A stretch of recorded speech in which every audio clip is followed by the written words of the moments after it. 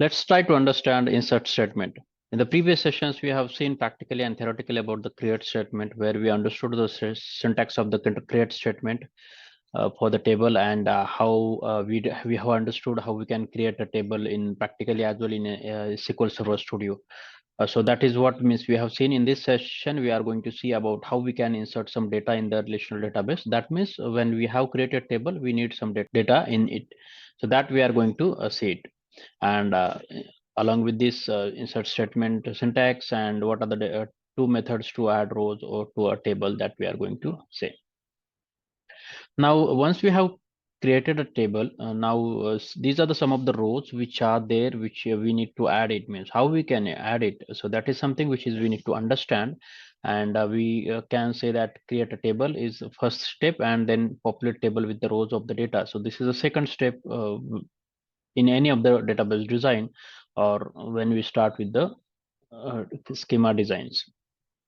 And this is a DML statement. Create statements are DDL statements where it is a data definition. So we are just creating a table, and in insert statement, because we are adding some data in a table, that means that's why it is a DML statement, data manipulation language.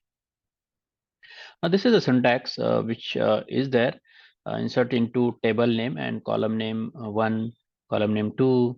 So this is something which is we have so this whatever the red color are fixed one, or but other things are can be changeable. So table name, whatever the table which we have created, that we need to give it. What are the column names? That all column names we need to specify it here, and then values. What are the values we need to insert, so that we can give it. So this is something which is we can do with the insert statement syntax.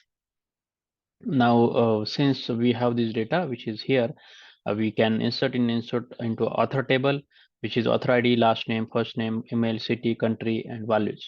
So A1, and these are the values which are there. So this is one way we can add it an insert statement. The other one is like you can say in a SQL Server statement, one by one, all the rows we can insert at one go. We can just mention insert into a table name and its column, all the columns and its values one by one. So it will insert all the data at one go. In summary, we have seen how we can insert data in a table. We just understood some syntax, and we are going to see practically as well how we can insert one or multiple rows in a table. That's also we have seen it.